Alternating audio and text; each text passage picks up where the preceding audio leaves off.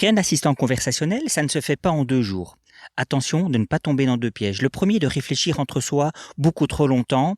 Le deuxième, de créer un effet tunnel qui fait qu'au final, votre assistant conversationnel, votre bot, vous le sortez au bout d'un an et vous constatez à ce moment-là que les usages réels sont différents des différents scénarios que vous aviez envisagés. Ma proposition, mettre au monde le chatbot en 9 mois. 9 mois, 3 cycles de 3 mois. Nous allons parcourir un dernier extrait de l'échange que j'ai eu avec Frédéric Canvet d'Eloquent au salon Relations Clients en mars, où nous abordons justement le sujet de la gestion d'un projet de chatbot ou callbot.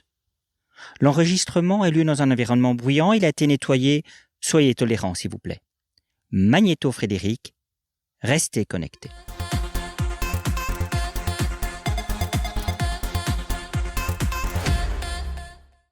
Alors justement là, on va finir par la gestion d'un projet. Tu nous as dit qu'il y a vraiment une courbe d'apprentissage et c'est pour ça que c'était important de se lancer avec des petits projets en interne. Comment on fait justement pour mettre en place un projet soit de chatbot, soit de callbot? Combien de temps ça dure? Quelles sont les principales étapes? Alors on va dire, essayons d'être rapide et d'être en mode agile. Donc on peut se dire qu'on se donne 3 mois, une fois qu'on a identifié son cas métier. On se donne 3 mois, le temps de faire ses premiers scénarios et de construire un début de base de connaissances, parce qu'on ne peut pas démarrer avec rien du tout. On n'a pas deux chances de faire de première bonne impression. Il ne faut pas générer un rejet.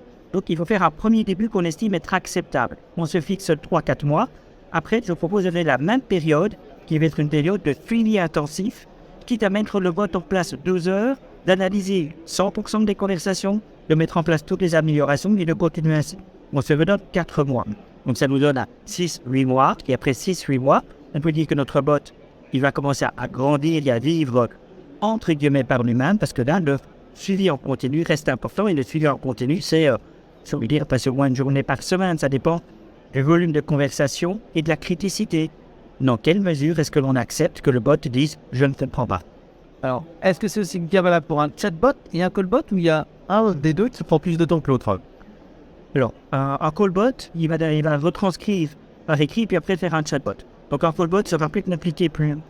Mais c'est un peu difficile à suivre avec un chatbot parce qu'il y a une complexité dynamique qu'il n'y a pas, il y a un risque de retranscription qui peut être pas bon et parce que c'est plus facile de lire sans conversation que d'en écouter sans. Donc la complexité de suivi d'un chatbot est un peu plus importante que celle d'un chatbot. Fin de l'extrait. Reprenons les 3 étapes évoquées avec Frédéric. 1. Créer une base acceptable, un MVP, un minimum, un produit minimum, mais pas ridicule. C'est-à-dire définir les scénarios essentiels et la base de connaissances qui va avec, surtout ne pas oublier l'escalade. Étape 2, les 3 mois qui suivent, mettre en pratique, rencontrer son public, collecter des verbatims et adapter de manière réactive. Ça nous amène à un total de 6 mois.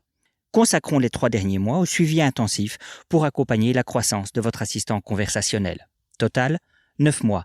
Au bout des 9 mois, n'oubliez pas 2 points essentiels. Le premier, continuez à superviser en continu votre solution conversationnelle en fonction de sa criticité, c'est-à-dire de la tolérance à la réponse « je ne comprends pas ».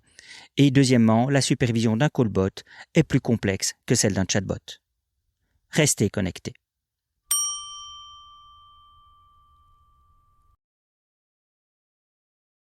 Voilà, c'est fini pour cet épisode, j'espère qu'il vous a plu.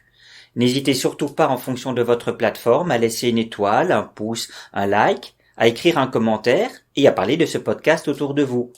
Je vous donne rendez-vous pour d'autres épisodes, restons connectés.